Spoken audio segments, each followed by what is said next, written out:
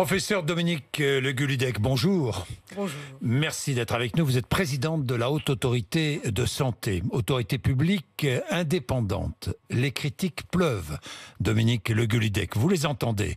Professeur, est-ce bien la Haute Autorité de Santé que vous présidez qui a défini la stratégie vaccinale contre l'épidémie de Covid en France ? La stratégie vaccinale et la priorisation, oui, c'est la mission de la Haute Autorité de Santé pour ce vaccin comme pour les autres. Donc vous assumez. Êtes-vous en partie responsable par vos choix du retard pris en France dans l'administration du vaccin ? Écoutez, on est tous extrêmement impatients. Et nous, les premiers, comme tous les Français, nous n'avons qu'une hâte, c'est que cette épidémie s'arrête. On n'en peut plus et je comprends tout à fait l'impatience. Mais les choses vont venir et il faut se rappeler quels sont les principes de cette priorisation et pourquoi elle a lieu. C'est extrêmement important. Il faut que les Français sachent que depuis juillet, on travaille là-dessus parce qu'on sait que dans les premiers mois, il n'y a pas de vaccin pour tout le monde. Et quel est notre but majeur ? Notre but majeur, c'est diminuer les décès, de diminuer les hospitalisations. Mais plus vite on vaccine et plus vite on diminue les décès. À condition de vacciner les bons. Parce que 9 personnes qui décèdent sur 10 en France, c'est des gens de plus de 65 ans, 9 sur 10, et un tiers sont en EHPAD, sur 1% de la population. Les gens en EHPAD, c'est 1% de la population, un tiers des décès de Covid. Et 9 sur 10 de plus de 65 ans. Donc, si on veut diminuer rapidement les décès, les hospitalisations, il faut très vite vacciner ces gens-là.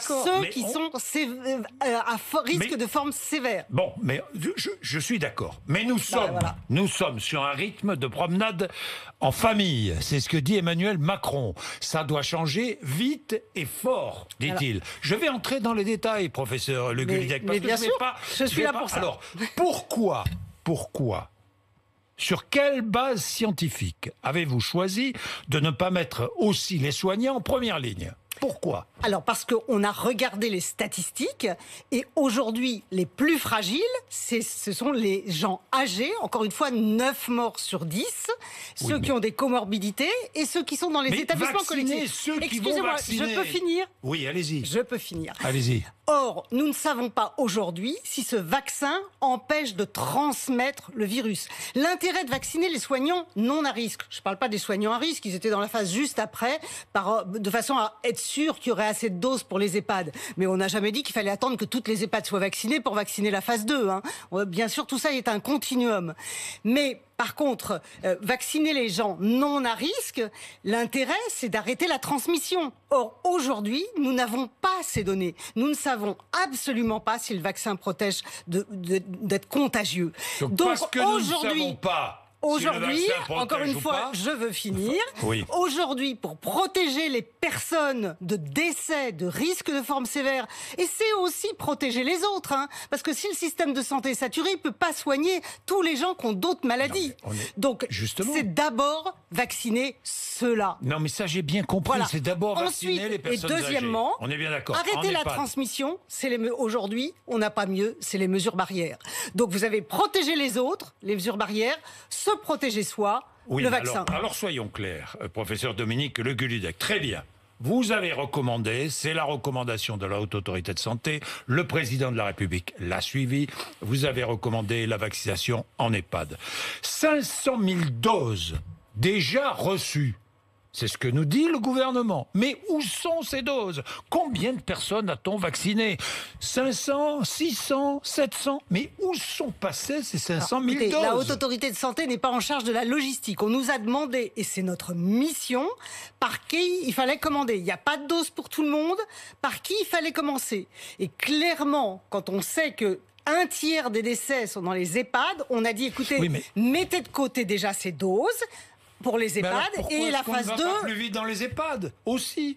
Ça fait une semaine qu'on a commencé à vacciner. Là, je suis désolée, mais dans tous les pays du monde, on vaccine plus vite qu'en France. C'est pas moi qu'il faut interroger sur la question. J'interrogerai les responsables sur la question, professeur Dominique Le Gulydec. Je n'en doute pas, mais néanmoins, cela ne change pas qu'il faut garder son calme et garder les priorités parce que, je vous explique, si on vaccine beaucoup mais pas les bons, On va mettre des mois à diminuer les hospitalisations et les décès. Regardez ce qui se passe en Angleterre ou aux États-Unis. Vous avez vu le nombre de décès qu'ils ont tous les jours. Donc, si on veut ils ont accéléré la vaccination. Oui, ils n'ont pas le choix. Hein. Oui, non, mais d'accord, mais nous non plus, on a le choix. Est-ce qu'on a le choix, professeur ? Non, on n'a pas le choix. On n'a pas le choix. Donc on doit vacciner vite. On doit vacciner vite ceux qui en ont le plus besoin. Oui, et pas les autres. Les autres viendront après. Parce que les autres, on ne sait pas si ça empêche de transmettre. Non, mais oui. Et si on veut vite diminuer les hospitalisations et les décès, il n'y a pas le choix. Il faut d'abord vacciner ceux 9 sur 10, 65 ans. Mais 9 sur 10. Je vais être direct avec vous. Vous posez des questions, comme moi, comme nous tous, sur la rapidité avec laquelle on vaccine en France. Franchement. Vous posez des questions. La vaccination, elle a commencé le 27. Je suis persuadée que le gouvernement fait tout ce qu'il peut pour accélérer. Maintenant, ce n'est pas de ma mission. Moi, j'ai une mission qui est de dire comment faut-il. Il faut passer le plus vite possible. Nous, on n'a jamais dit qu'il fallait attendre que toutes les EHPAD soient vaccinées pour passer à l'autre. Il faut accélérer, mais c'est évident qu'il faut accélérer. Quand on accélère, c'est qu'on constate qu'on va trop lentement. Hein. C'est grand, c'est un grand classique. Mais il faut utiliser toutes les doses qu'on a. Oui. On a 500 000 doses. Déjà, nous dit-on. Il faut utiliser toutes les doses qu'on a. En priorité pour les gens qui en ont le plus besoin. Il n'y a rien de caché dans tout ça. Est-ce que, par exemple, on n'aurait pas choisi le vaccin de Sanofi ? Est-ce qu'on n'attendrait pas d'autres vaccins avant d'utiliser le vaccin qui est actuellement... Tout ça, c'est de l'hérésie. Tous les vaccins qui seront efficaces, qui auront une autorisation de mise sur le marché et qui marcheront pour les gens seront utilisés, et tous. Alors justement, les vaccins, tiens, quel sera le prochain vaccin autorisé en France ? Vous présidez la Haute Autorité de Santé. Tout à fait. Le Moderna devrait arriver cette semaine. Parce que cette semaine, le Moderna. Je pense, parce que, encore une fois, il y a une étape qui ne dépend pas de nous, qui est l'autorisation européenne de mise sur le marché, et nous prononcerons juste derrière. Et la dernière fois, vous prononcerez cette semaine sur le Moderna ? Oui, la dernière fois, on a mis 48 heures entre l'AMM et la HAS. C'est-à-dire que depuis le début de la crise, je vous signale que la Haute Autorité de Santé, elle a changé de braquet. Maintenant, on répond dans la semaine à toutes les sollicitations. C'est vrai que notre habitude, c'était d'obtenir du consensus, c'était d'être plus lent. On a complètement changé nos méthodes, tout en gardant la rigueur scientifique. Parce que je pense que si on veut que les Français aient confiance, il faut garder la rigueur scientifique, tout en gardant l'indépendance vis-à-vis des laboratoires ou de n'importe qui, de façon à utiliser au mieux les moyens. Est-ce que cette lenteur ne nourrit pas la méfiance des Français ? Franchement, professeur. Écoutez, la méfiance des Français, malheureusement, elle n'attend pas la lenteur et elle existait, elle n'a pas beaucoup changé. Est-ce qu'on doit s'attarder à la méfiance des Français ? Est-ce qu'on ne doit pas ? Il y a des urgences aujourd'hui. Bien sûr, et les urgences, c'est les gens qui meurent. C'est les gens qui vont dans les hôpitaux, c'est les gens qui vont en réanimation, c'est les gens de plus de 65 ans, c'est les gens fragiles, monsieur. C'est ceux-là qu'il faut, dans la mesure où on n'a pas de dose pour tout le monde dans les premiers mois. Vous savez, si on vaccine 2 ou 3 millions de Français, en population générale, on va pas voir grand-chose sur la mortalité et les hospitalisations. Si vous vaccinez 2 ou 3 millions de Français dans les gens à forme sévère, qui représentent 90% des décès et des hospitalisations, là, vous allez vite voir le résultat. À condition de les vacciner. Oui, il faut les vacciner, mais on est tous d'accord là-dessus. Et de les vacciner vite. Moderna, vous me dites donc cette semaine. Nous espérons, si l'AMM est bien... Mais vous pensez que d'après vos informations... D'après les informations, l'Agence européenne du médicament va rendre son avis cette semaine. Donc ce vaccin, nouveau vaccin, autre vaccin va arriver en France. Oui, et il a des avantages, il a une logistique. Et AstraZeneca. Il a une logistique, pour finir sur le Moderna, qui est plus simple, parce que il faut aussi... Pourquoi a-t-on été en EHPAD ? D'abord, 30% des décès, un tiers des décès en EHPAD. Ça, vous me l'avez dit. Pour 1%. On le sait. Non, mais c'est très important. Mais je pense qu'il faut vraiment que les Français comprennent la logique de tout ça. Un tiers des morts pour 1% des Français. Donc j'insiste, parce que c'est quand même ça le nœud du problème. Deuxièmement, avec le Pfizer, c'était très dur d'aller en ville, parce qu'il a des modes de conservation très difficiles. Le Moderna sera plus facile. Mais les autres y arrivent. Pas en ville. Les autres, ils ont fait des vaccinodromes, ils ont fait des hangars. C'est ce qu'on a fait il y a 10 ans. Est-ce que vous auriez recommandé cette solution ? Écoutez, elle a Vous ne été... l'avez pas recommandé, la Haute Autorité de Santé. Elle a été, pour démarrer, on n'a pas dit qu'il fallait pas le faire quand on sera en population générale, mais pour vacciner les plus âgés, les plus fragiles, les plus vulnérables, aller les envoyer faire la queue dans des vaccinodromes ne nous a pas semblé la meilleure solution. C'est vrai. En plein hiver et avec un risque de Covid, on préfère, si on en a les moyens. Maintenant, si on n'a pas les moyens de le faire, il faudra trouver d'autres solutions. Donc Moderna probablement cette semaine et AstraZeneca. Et alors AstraZeneca, le dossier n'est pas encore complet, il manque des renseignements. Donc il est très difficile de planifier un avis tant que le laboratoire n'a pas répondu aux questions absolument indispensables pour les Français sur la sécurité, sur l'efficacité dans toutes les populations alors concernées. Les Britanniques sont irresponsables ? Les Britanniques ont une situation tellement catastrophique qu'ils ont décidé d'accélérer, s'affranchir d'un certain nombre d'étapes. Nous ne le faisons pas. C'est dangereux ? Nous ne le faisons pas. Il y a danger ? Parce que nous considérons en France que nous préférons attendre 15 jours de plus s'il le faut, mais avoir toutes les données sur l'efficacité et la sécurité. Un seul vaccin, donc, utilisé en France pour l'instant, le Pfizer-BioNTech. Est-ce que nous avons suffisamment de doses de ce vaccin ? Ça aussi, c'est une question que tout le monde Encore une se pose. fois, les doses, elles vont arriver progressivement et les nouveaux vaccins aussi. On a déjà 500 000, 500 000 devraient arriver par semaine. Voilà. Bon, si on a les doses... déjà, utilisons-les au maximum. Parce que les doses, on ne peut pas les garder éternellement. On ne peut pas les conserver éternellement. Pas du tout. Les doses, elles sont là pour qu'on les utilise le plus vite possible. Tout ce qu'on a, il faut l'utiliser. Tout ce qu'on a, il faut l'utiliser. Bien sûr. Eh ben oui, j'espère qu'on va vous entendre. Hein, j'espère qu'on va vous entendre. Parce que l'inquiétude est grande. L'inquiétude est grande. On évidemment. En a tous, on en peut plus cette Alors, il y a des solutions, peut-être. Je dis peut-être. Les Anglais nous le montrent. Les Anglais se disent, on va aller encore plus vite. On va se passer peut-être de la deuxième dose. Parce qu'il faut 2 doses de vaccin pour le Pfizer-BioNTech. Est-ce que c'est une solution de se passer de la deuxième dose ? Tout le monde de l'administration de la deuxième dose ? Tout le monde regarde de façon... Parce que vous savez, les gens dont je vous parle, les fragiles, ceux qui vont à l'hôpital et ceux qui meurent, ils représentent quand même 16 millions de personnes. Les phases 1 et 2 définies par la Haute Autorité de Santé, c'est 16 millions de personnes. Bon, il faudrait les vacciner le plus vite possible. Donc tout le monde regarde, est-ce qu'il vaudrait mieux vacciner plus vite ces 16 millions de personnes et leur faire... Le problème, c'est qu'aujourd'hui, on n'a pas de données. Donc on attend des données, on espère en avoir. Non, mais nous sommes les champions de l'attente. Excusez-moi. Professeur, pardon, mais on ne va pas attendre éternellement. Alors, je précise. Oui. Si on vaccine des gens et qu'en retardant de 3-4 mois, parce qu'on ne sait pas quand on a la deuxième dose, si jamais l'efficacité vaccinale est réduite drastiquement, ce qu'on ne sait pas, si jamais la durée de la protection sur lequel on a assez peu de données encore, est réduitement drastique et qu'il faut vacciner tout le monde dans 6 mois. Vous pensez qu'on aura gagné au change ? Il faut un minimum d'informations avant de changer une stratégie, surtout quand on n'a aucune donnée. En France, quand même, on administre des produits de santé aux gens quand on a des données sur ces produits de santé. Bien, vous prenez vos précautions, professeur. La Haute Autorité de Santé prend ses précautions. Ce qui ne veut pas dire qu'on ne réfléchit pas de précaution. à d'autres... dans d'autres pays, peut-être qu'on passe par-dessus le principe de précaution. En cas d'urgence, en cas de guerre, c'est pas moi qui ai employé le mot, c'est le président de la République. En cas de guerre, ne doit-on pas passer au-dessus de certains principes de précaution ? Aujourd'hui, sur la gestion de la crise, je ne sais pas si j'irai prendre mes exemples aux États-Unis ou en Angleterre. Vous pensez qu'ils sont irresponsables, qu'ils vont trop vite ? Je n'ai jamais dit. Chaque pays fait ses choix. Mais ils vont trop vite. Chaque pays fait ses choix. Nous, on est responsable de donner un avis sur les choix français.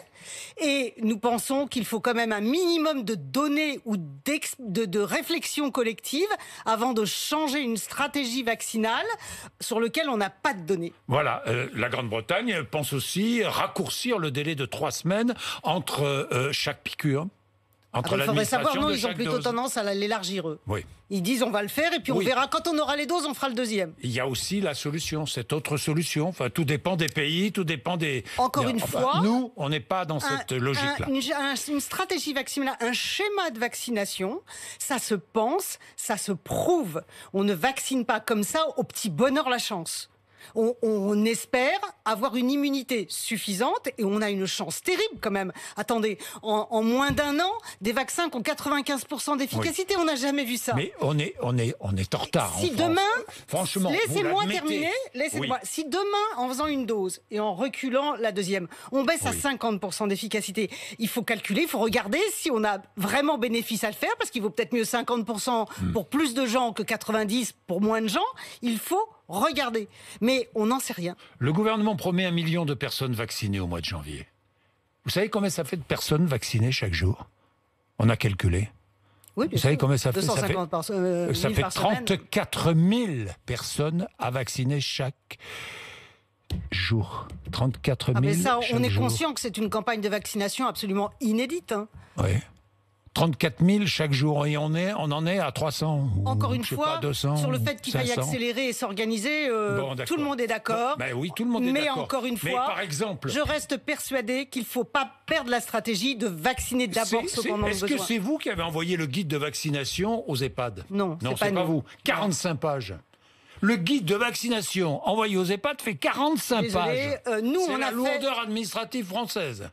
Nous ne sommes pas responsables de ce guide. Nous avons fait par contre un guide pour les professionnels de santé, pour les généralistes, pour les aider dans cette consultation pré-vaccinale. Il fait quelques pages, il a été construit avec eux, il est simple à utiliser et ils peuvent démarrer quand ils veulent et ils ne mettront pas trop de temps à le dire. Ça, c'était notre boulot. Est-ce que les pharmaciens devraient pouvoir vacciner? Très vite. Vous êtes favorable à cela? Oui, bien sûr, et c'est ce qu'on a été favorable pour les autres vaccins aussi, et on y est assez vite. On a dit, la première phase, là, et il fallait être prudent, c'est-à-dire les premiers vaccinés, il faut faire attention, les infirmières, mais quand même un médecin dans le coin, parce que dans certains EHPAD, il n'y en a pas, et si vous avez un choc allergique, il faut quand même pouvoir réagir, mais très vite, ça va pouvoir être étendu, bien sûr. Ouais. Est-ce que le niveau de contamination vous inquiète, là, actuellement, là? Nous sommes sur un plateau depuis près d'un mois maintenant. Ça semble malheureusement s'aggraver. Le taux de positivité augmente doucement, mais il augmente. Est-ce que vous êtes inquiète là? Mais bien sûr que tout le monde est inquiet et tout le monde souhaite sortir avec le plus vite possible de cette épidémie. On est tous dans le même bain. Vous l'êtes, les Français le sont, je le suis. Bien sûr qu'on est inquiet. On n'a pas envie d'avoir à nouveau 35 000 morts à une troisième vague. Encore une fois, moi je suis médecin, je ne m'habituerai pas. Vous voyez, 150, 200, même ce qu'il y a en ce moment, 150 à 250 morts par jour. Moi je ne peux pas m'habituer. Je pense que ceux-là, il faut les éviter. Et en plus, accessoirement, encore une fois, il y a des gens qu'on n'arrive pas à soigner dans certaines régions, dans nos hôpitaux, parce qu'ils sont débordés par les malades de Covid. Donc il faut arriver à soigner les autres également.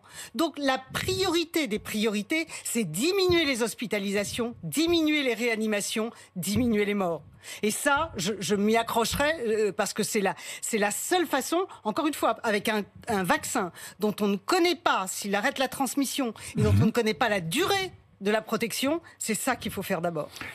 Les deux variants qu'on a découverts de ce virus, les deux variants, sont-ils vraiment plus contagieux chez les jeunes? On a encore assez, peu de données. Les données arrivent petit à petit. Les Anglais disent qu'ils sont plus contagieux.